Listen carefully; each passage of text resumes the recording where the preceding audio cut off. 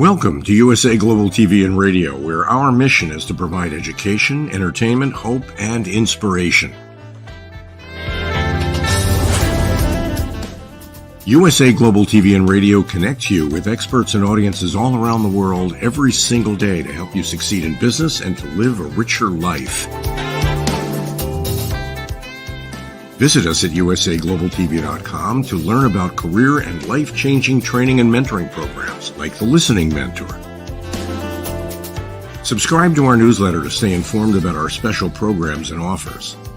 Discover how you can become a guest on one of our shows or a host or producer of a USA Global TV and Radio show of your very own. That's USA Global TV and Radio, where the doctor is always in.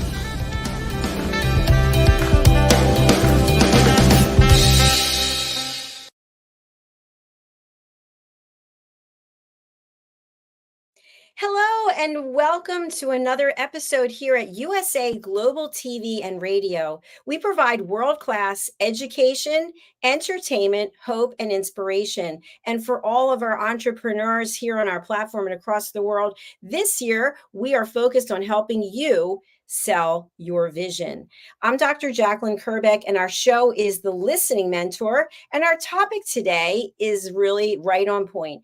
Managing disagreements in relationships. As much as we hate to have a disagreement, or some people I know they are junky disagreement people, they love to have chaos and conversations about things that they know other people are not going to be happy about. We're going to find out about all of this from our expert, Caroline.heward. She is the Harley Street stress expert. She's a certified therapist. She's had more training and more certifications than I could even begin to discuss. But we love her for that because she truly has a heart full of gold and a mind filled with so much incredible value. Let's welcome her to the program. Joining us from London, Caroline.heward.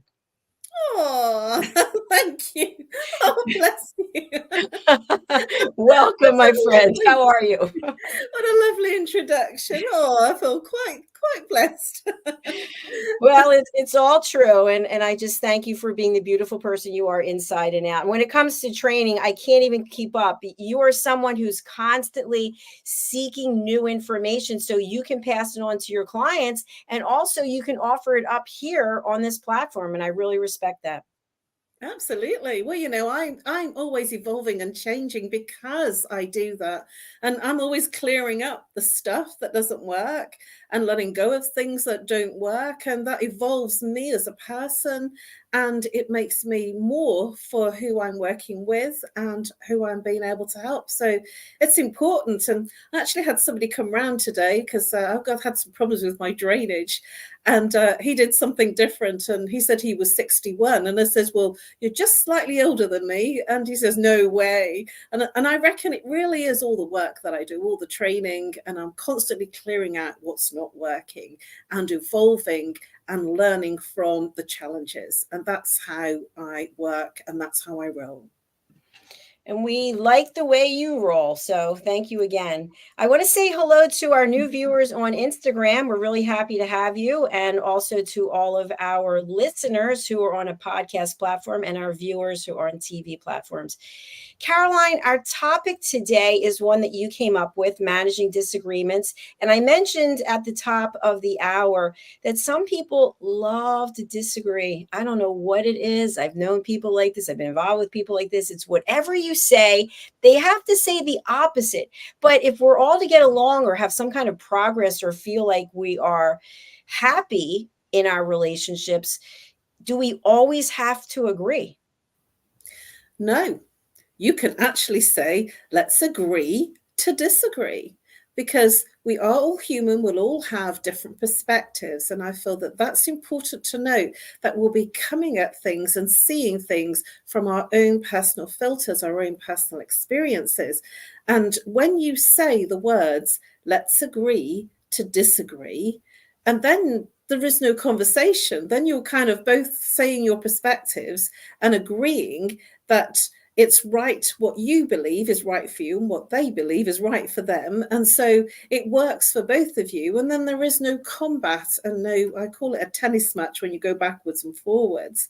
Well, I don't believe that's true. That should be this and this should be that. And no, it's this way. And I call that the tennis match, going backwards and forwards, where you never really get anywhere. But if you say the words, let's agree to disagree, then hopefully it should calm down. I agree with that. And I love that phrase. What I'm wondering is it easier to agree to disagree if you're not intimately involved with someone, or if they're not a very close family member? I'm humming and laughing because we did a pressing family buttons. I think it was one show ago or a couple of shows ago, and this is the same sort of thing. Sometimes you have to learn when to go silent. You have to learn to let them say what they need to say and listen without feeling that you have to put your two penneth in to win. And I know that's difficult because we are human and the ego will get in the way. But sometimes some people will say things that they know will push your button or strike a chord with you that will make you want to say something. And if that happens, you have to learn to, I call button it. Listen without feeling the need to disagree and go into that tennis match of, this person agrees this, I believe this, and going into that space, because they will say something to deliberately move you into a place of that conflict. So it's up to you. If you like the conflict and like the debate, then that's okay, if that's how you live your life. But if you want to have a more peaceful life, I think it's best sometimes to listen without comment and allow whatever comes up to come up in their world, so you don't get involved in what's going on in their world. Excellent point. Thank you. I kind of think it's interesting to hear other perspectives. And the reason I brought up that question about when you're intimately involved with someone, it's more difficult, I think, to keep your emotions at bay. But if it's not somebody that you're really intimately involved with, you can listen and you know what? Okay, she thinks that, he thinks that, I think this, and I'll learn something from them. But if it's somebody you're really crazy about and they don't agree with what you think, it's like, what's wrong with you? You never listen to me, blah, blah, blah. You always think, it goes on and on and on. And the emotions, it just starts rolling out. And then it's a complete nightmare. So let's talk a little bit about a disagreement. Okay, we don't have a dictionary here. Do they even use dictionaries? I don't know. But what would you say is the definition of a disagreement? It might sound trite, but it's really not. Well, it's when you have, say, if it was you and me, for instance, taking an example, if I believed one thing about a situation and you believed from your perspective a different thing, and we were coming together in sort of collaboration to deliver on that situation, if we're both coming at it from different perspectives because of our different viewpoints, then you are disagreeing and you can't go forward. And so you either don't go forward and say, okay, then this clearly isn't working, or you find a way to come back to have that compromise situation. So the disagreement is where both parties believe different things about a circumstance, situation, or an event. I want to just add something to that because that was brilliant. If you think about it, I don't know what the court system is like there, but think about something that goes before a jury and they have to make a decision. And you see this in movies when they have movies where it involves some kind of jury discussion or panel. And one person is the holdout. They don't believe the person's guilty or they argue, whatever the case is. And then it's a hung jury because they couldn't come to an agreement. And so then there's a whole bunch of ramifications that typically come from that. But yet the other people are, I don't want to say desperately, but they're really trying to get the other person to see their perspective, and they're holding their ground.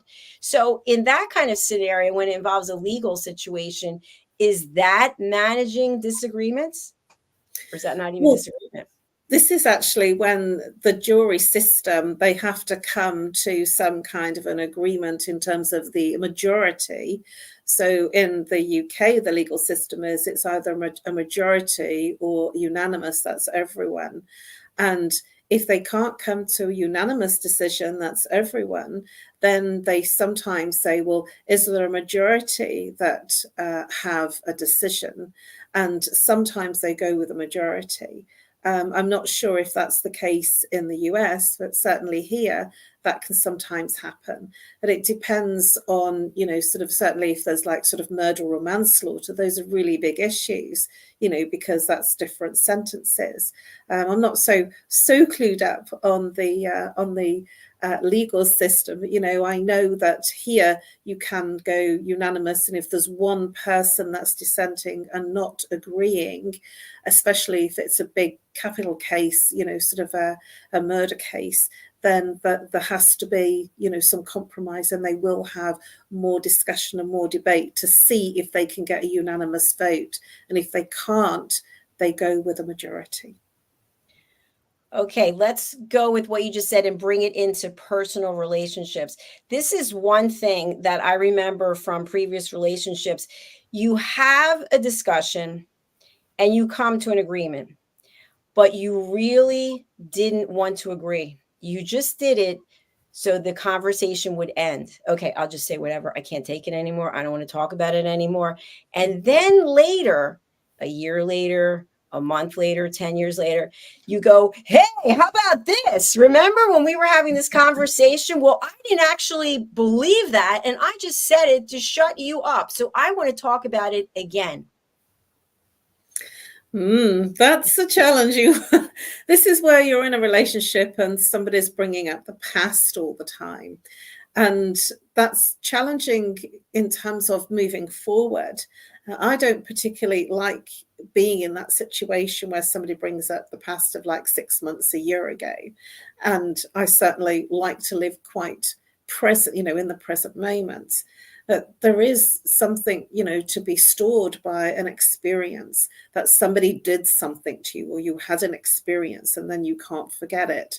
And so if that happens, if I have a negative experience with somebody, I'm a little bit apprehensive about putting my head in the lion's mouth again and being in the same experience.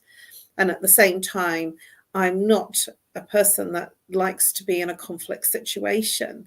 And so sometimes I do agree to disagree or do what I can to make what I believe the situation to be right. And then I will walk away. It's very, very difficult when somebody keeps bringing up the past and living in the past, because you can never move forward if somebody is always regurgitating what you, he, she did and said that's in the past. Brilliant. Thank you. I want to talk about you and your work as a therapist. So you have a couple who come to see you, and it's this situation. It's, you know what? We are constantly disagreeing, and then I just give in, he just gives in, and then it's brought up later.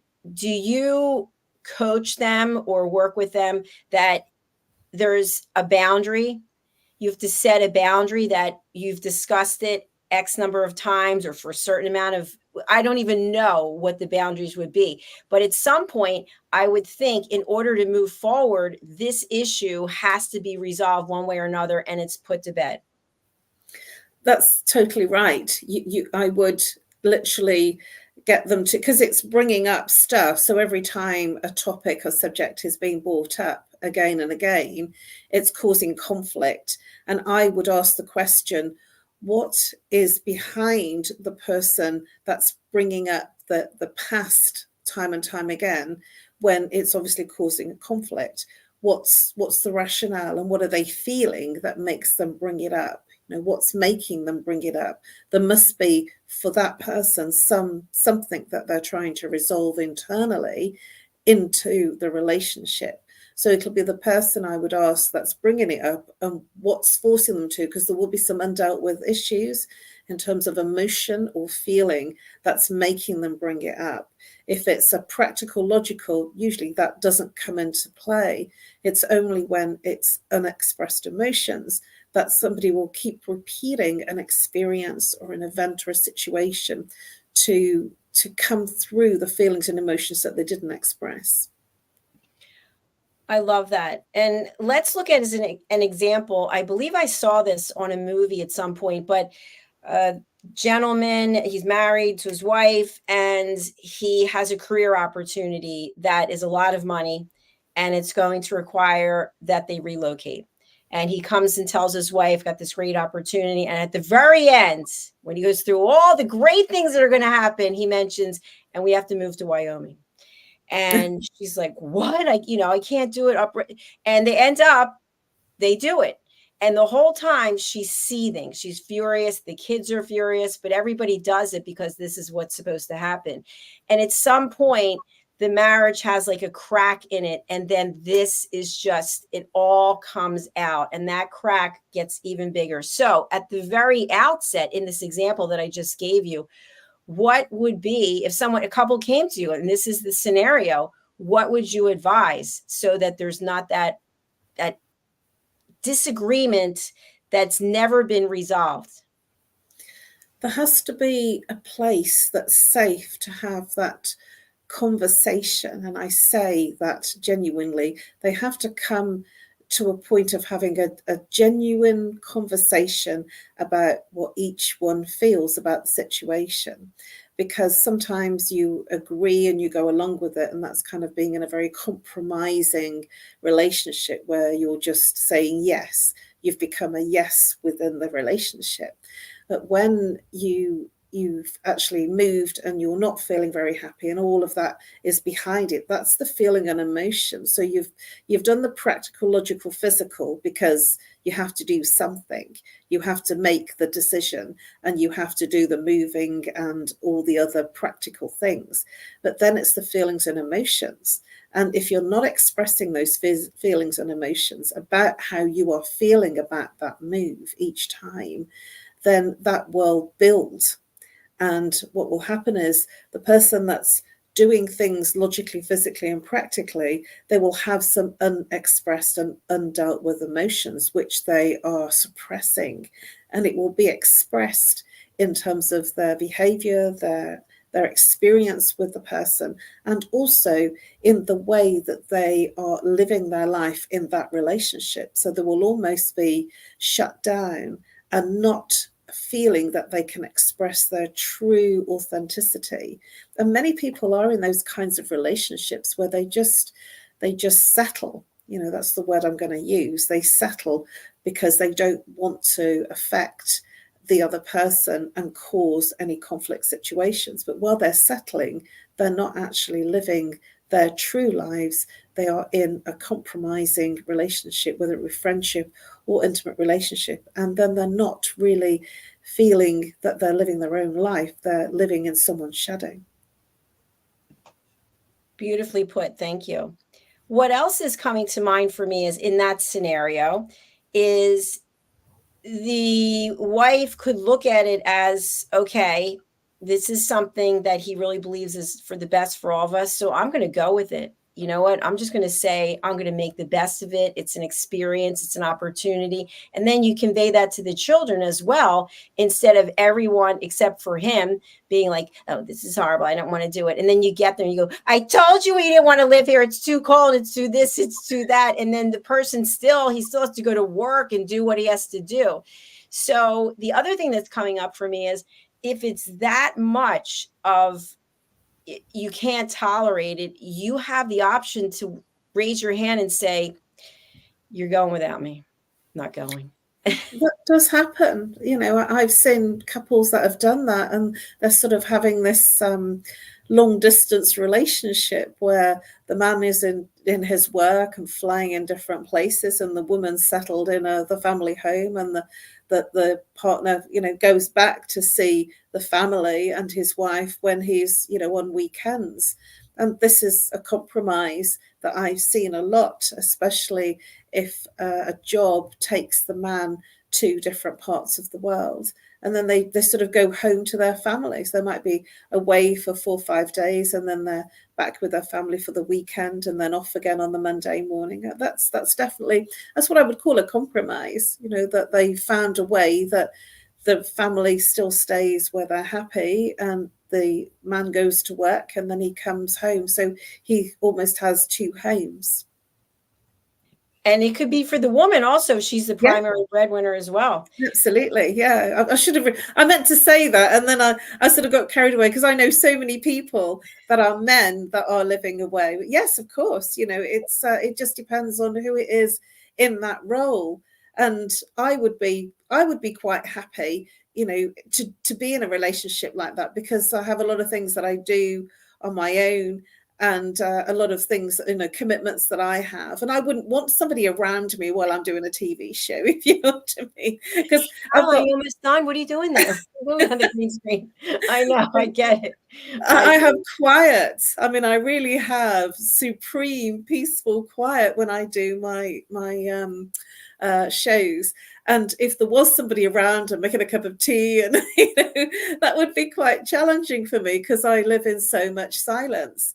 And so I would be quite happy to be in that sort of relationship where, my partner was off everywhere and doing things, and then coming back and we shared, because I would say that for me, that would be quality time, that we come together when it's good. And when we're both being together, it's that couple time, and then we're away from each other when we're working. And for some people it works, and some people, they actually want to be together 24/7. I'm not sure that I would cope with that, to be honest with you. I'm right with you. I want the exact same thing that you just described. So there, we put it out to the universe. I'm in complete silence, except for the giant iguana that is on the roof making a lot of noise. Not this second, but he or she was for the last show. But otherwise, it's perfectly silent. Oh my gosh. So here's what I want to ask you. And this is, again, as a therapist, you meet someone and you have this chemistry, you have this spark, you have some things in common, but you're really disagreeing a lot from the outset. Is this a red flag, or is this an opportunity? It can be both. And it's really interesting that you've couched it in, can it be, sort of good or not good? Because you could, by listening to the other person, you could learn a different perspective. And so you learn wisdom. And that's exactly what I do when I'm constantly in some kind of training. That because I've been doing the work that I do for over 2 decades now, I'm constantly, looking for different solutions and different ways to look at things, because I'm interested in how things have evolved and changed. When I first started training, there was no YouTube or Twitter or Facebook or any kind of social media.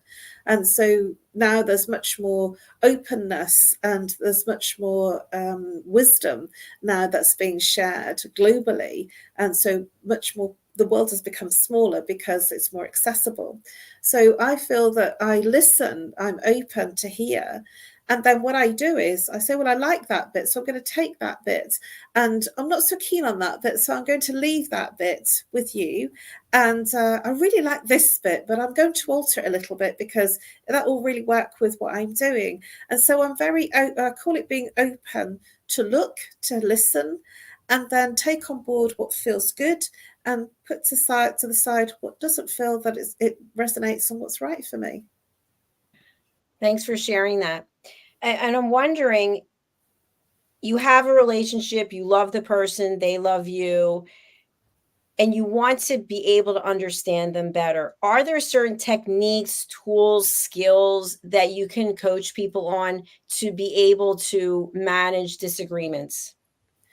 Yes, there are many different ways of people coming together to look at what's not working. And at times, when it's very, very difficult, when it's challenging and it's a sticky subject, it might be children, for instance, where it can be that the man doesn't want the children and the woman does, or vice versa, where they're trying to compromise but not really feeling very happy, or they've decided to have a date night, and they're not really into it. So they're kind of just going through the motions without really being in it. It is to have what I would call an honest conversation, a conversation where you schedule time and you each have some time where you're not judged, not interrupted, that you have like your 5 or 10 minutes of expressing what you think, what you'd like, and what you feel were the best way forward in that situation that you're having the disagreement about. And then the woman does the same, and she then, and each time that each partner listens openly without interruption, and then with what's being said and shared, that you come to an agreement of what's being shared as to how you could walk forward in resolving the disagreement. Now, for some couples, that could be, oh my gosh, she just wants everything her own way, or he only wants everything his own way. And so sometimes then, if it is really, really challenging and a very sticky personal subject, sometimes then it's good to have somebody like myself or a mediator or marriage guidance to help you through the mediation of finding a place of agreement, because you're human and we're not going to always agree on everything. So it's about finding a compromise. And I'm just going to share this one thing that I did when I was married. My then husband was very into farms and the canals and sort of hanging around, on a farm with animals. And it didn't really appeal at that time to me, because I was dressed up, really glammed up, and we're kind of mucking around, on a farm and a barge. And it wasn't really my thing. But what I did was I wanted to please him. And so I wanted to be with him. And then there came a point that I just said, you know what? Why don't you do your thing with your friends, and then I'll do my thing with my friends, and we can kind of share what we've done in the middle, so that we have different things that we enjoy and different interests. And it did work, because I think that if you're glued at the hip, you lose the magic of that sharing, of coming together. That's such a good point that you brought up, and thanks. I can't see you on the barge. But No, I'm not there either. So the two of us are not at the barge. But here's my question for you. And this actually was in a movie with Jennifer Aniston, and I can't think of it, when Vince Vaughn. I might have brought it up before, but she asked him to go to the store and buy some lemons for this vase, this centerpiece that she was going to make for the table. It's a clear vase, and you put and he went and he got them, and he's like, I went and got them. And then she asked him to clean the dishes, and he did it, but he wasn't really happy about doing these things. And he said, I did what you asked. And she's like, but I want you to really love what you did, because it's not just, and he's like, but I did it. It's not enough that I did it. No, I want you to really love it. So you could have gone on the barge and done it. And he'd be like, well, you don't really seem to be happy. I want you to be happy. And you're like, well, I did what you wanted. And then that's a disagreement.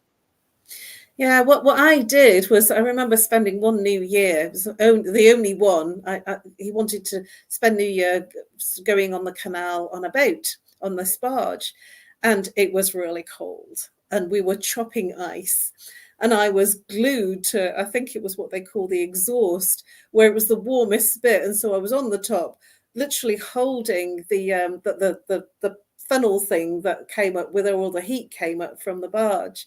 And I was just holding it in my magic gloves, which also kept my hands warm, and not actually really dressed in the right warm gear, because we were trekking along the iced canal to get to our destination, which took, I think it was all day and all night. And when we got there, we were given hot soup to warm up. And even though I did it, because I thought it'd be really fun to go along the canal, I thought that would be really cool. But actually, I got very cold. I didn't feel great. And having hot soup on a New Year didn't really it wasn't my thing, to me. But I did it, and I did it once. And I thought, you know what, I've done that, and it's not for me. And it was for me to be part of his world, but then he became part of mine and did things that I enjoyed. And I left him to do those kind of things when we were not together. It sounds like a nice compromise. Yeah, well, we did do that. We did kind of agree to disagree, I guess. And he did his things and I did my things, and I did a lot of my training. I was out most weekends training, and he was really cool with it. I did have a lot of freedom in that marriage, probably too much. And sometimes they don't work, even though you have lots of the compromises. I felt that what I did was I got married to a very good friend, like a brother, a mate, and not really, sort of a husband and a lover. And that was, sort of the challenge in that relationship, that it was not really what I thought it was going to be, but I actually got a lot out of it. And that's why I stayed there for so long. Yeah, well, that's the good part, definitely.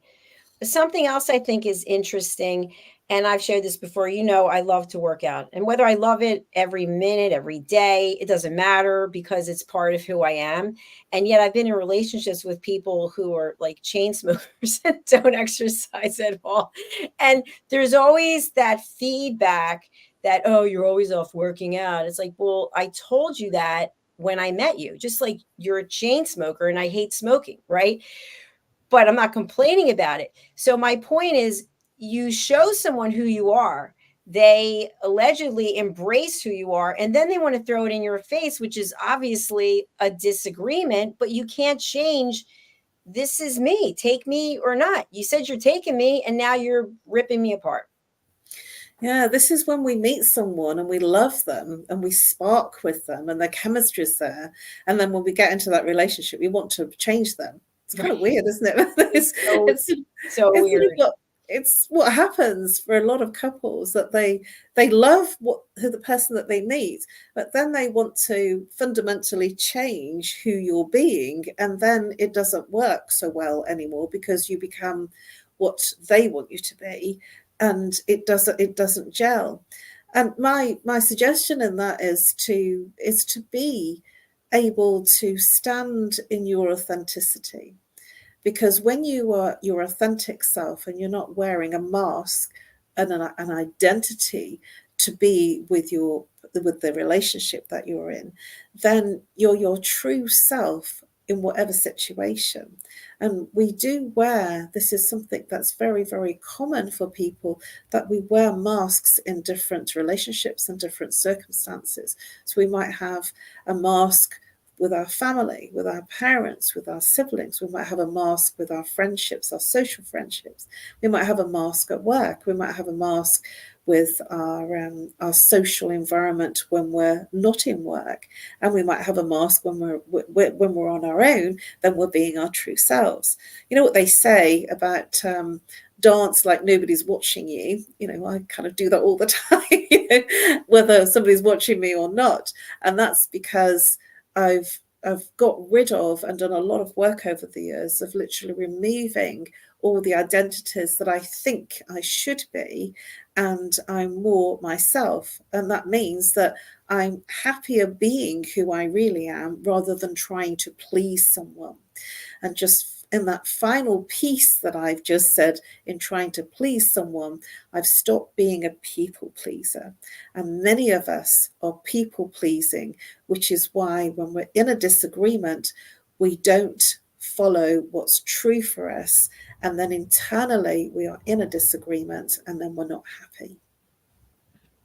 Such great points that you brought up. And we're struggling. I want to talk about another kind of relationship. I've never been in this kind of relationship. I don't know if you have, but I've definitely known people who have. They argue all the time, and then they have incredible sex. And they're like, yeah, the sex was amazing. It's like that. It's like building up to something. Can you explain what that is? Yes, I can. And there are people that I know that are like that are in couples and are not in couples anymore. And it's the spark, it's the chemistry, it's the loving to make up. So it's like they have a big bust up, a big, sort of argument, and then the making up seems very passionate, very, sort of physical, and it's that passion that is sparking the disagreements. And so that's why it's so amazing. I must admit that wouldn't really appeal to me. I'd rather just have the amazing rather than the disagreement and the sparking. I'd rather have it amazing and sensual rather than having to spark before, in terms of a disagreement and a row before, the making up. Yes, I know a lot of couples that are like that, and it's the way that they find of getting their spark increased and their passion increased. Is it healthy?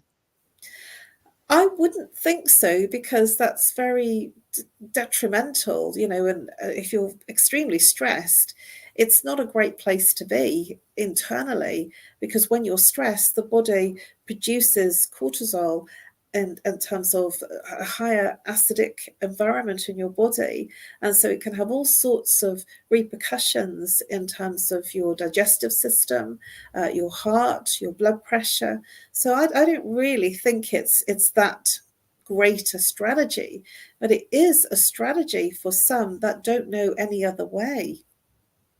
And if you think about it, and I'm not saying this is personal experience either or not, but how long are you in bed versus how long you're not? You know what I mean? So if you're constantly arguing and you're spending whatever amount of time pleasuring, the rest of the time you're probably miserable. Yeah, it's not but some people live like that for years because, as you say, the sex is really great, or the making up's really good, or it's just the way they vibe, that's the way that they are. And if it is like that and they're staying in it, there's obviously something that's making them stay. It's true. Did you ever see the movie? I hope I get the title right. War of the Roses with Michael Douglas and I think Kathleen Turner. That sounds familiar, actually, War of the Roses, but I'm not quite sure of the plot, so you'll have to forgive me. But that does sound familiar. I think that's the title, and I think their last name was Rose. And anyway, long story short, they had this relationship, and then all of a sudden it started falling apart. And rather than leave each other, they were constantly screaming and yelling and doing things to hurt one another and sabotaging one another behind the back. And then I think at the end, I forget if it was both of them, like hanging from the chandelier. I can't remember. But watching it, you think to yourself, how could you stay in this situation? Yet people live like that all the time. Yeah, I do remember it now, because their last name was Rose, wasn't it? And that was what the War of the Roses was. It was a romance.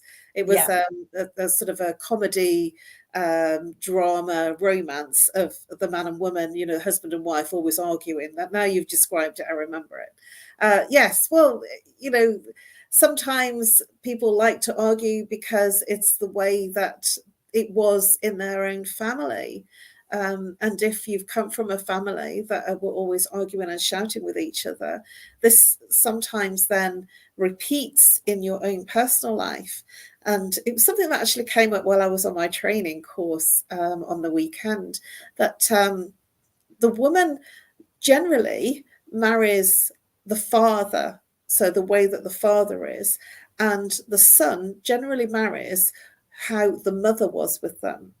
And when you look at external couples, not yourself, because it's not so easy to see your own, but when you look at people and you know their families, their parents, you would be able to see as an observer, oh, she's married her father and he's married his mother, because you can see the behaviors, and it's what we feel comfort in and safe in without understanding it. It's just that's the way that we feel and we become attracted to.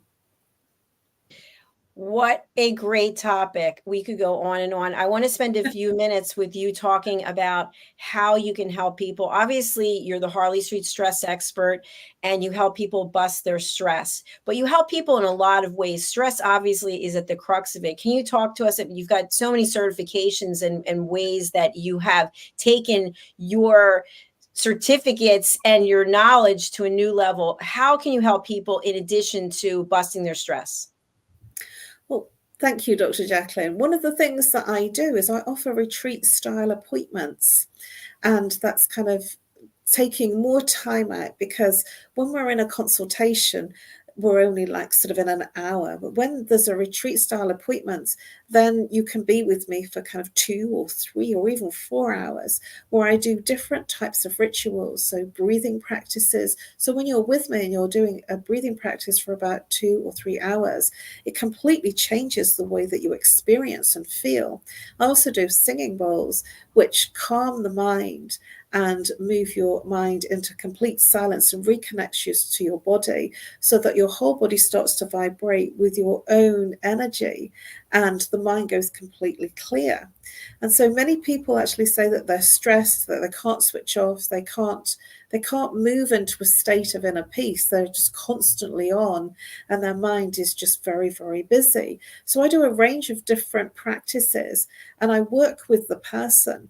I also do a blindfolded taste sensation as well, where when you take away the eyes, then your smell sensory and your taste sensory heighten. And taste is the sensory of the second chakra, which is related to your creativity, is related to your movement towards the things that you desire, and it's also related to your sexual energy. So many times if you're struggling and you're in autopilot, this is a really fast ritual to get you into the experience of reconnecting back to your own sexual energy. And I also do guided relaxation, whole body guided relaxation, breath work, a rebirthing ceremony. And these are things where you're not in a 1 hour having a conversation. These are practices that I do to move the person into a state of inner bliss, a state of inner calm, and where there's no mind. Even dance, I do dance meditation and, lying down, breath work. And it's just really powerful because it's a time where I call it an oasis, a time away from everything and an indulgence for you so that you feel different and you go back into your life feeling and experiencing your body and your mind in a very different way. Thank you so much, Caroline, for all the value that you bring to me and to our channel and to all of the people out there. I just really honor you and love you. So thank you. Thank you. You too. And thank you for always having me here. I mean, I love this show. This is just such a fun show. And I think it's really fair to say I never know how this is going to go. There's no script here, is there, Dr. JACALYN? I have a subject. I have no idea what you're going to fire at me at all. And I'm here. And I really think one day I'm going to be saying, I'm sorry, I can't answer that. It's never happened in, 2 or 3 years. But I do have something I want you to share. So this show was on Fridays and we've moved to Tuesdays. So if you can just let our audience know, when can they expect to see you here? Yes, thank you. Yes, we've moved from Fridays at 7 p.m. because things have changed for me and it's got pretty busy on a Friday. And so now we are every Tuesday at 7 p.m. And the next time I'm doing every first Tuesday of the month normally and the last Tuesday of the month. So I'm with you again next week because next week will be the first Tuesday of the month. And I'm looking forward to seeing you next Tuesday at 7 p.m. And we still have to come up with an interesting topic. That is the challenge. The audience has no idea that, it's not easy if you've done however many shows to come up with new topics, but sometimes we revisit topics we've already had because it was a year ago or whatever, and it's the same issues that people have. So it's important. So please do go over to our YouTube channel, USA Global TV, and subscribe. And again, check us out on the podcast platforms because we're there as well. So we are going to sign off with some of our sponsorships, and we really appreciate our sponsors as well. Thank you, beautiful Caroline. I look forward to chatting with you soon. Take care. Bye-bye. Take care. Bye-bye. This program is brought to you in part by the British School of Excellence and founder, Mr. Philip Sykes. Building confidence, changing lives. Do you share our view that etiquette is a set of modern life skills that are essential for personal and professional success? Join us as an etiquette coach and change people's lives through the power of etiquette and manners. The last few days have been really amazing. I had a trainer course from the British School of Etiquette. And I must say it's been one of the best decisions I've ever made and one of the best investments I've made in my own training and development.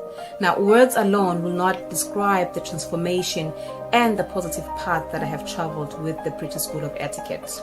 I find really I learned a lot from the lessons this time I came. The last few days with the British School of Etiquette have been fantastic. And what I've learned now is really beyond my expectations. This is the most rewarding experience and the best investment I have made this year. It was just great. I learned so much, and when I go back to Belgium I will incorporate a lot of it into my day-to-day life and business. It's been absolutely wonderful for the whole week that we were here. I feel transformed, and I feel like blowing a trumpet and tell people, come and do this school, this class is the best, this is the best school ever. You should take it. It will change your life immediately. I am now able to teach other people how to bring the best of them. Thank you. Thank you, BSc. Thank you. Thank you so much. Thank you. Thank you to our clients for their testimonials on the Train the Trainer program. Our exponential and global growth is so significant that we have evolved from the British School of Etiquette to the British School of Excellence, where we're investors in people. Let us invest in you and your career. Contact us to become an etiquette coach. Go to thebritishschoolofexcellence.com. Start your career and elevate your success today.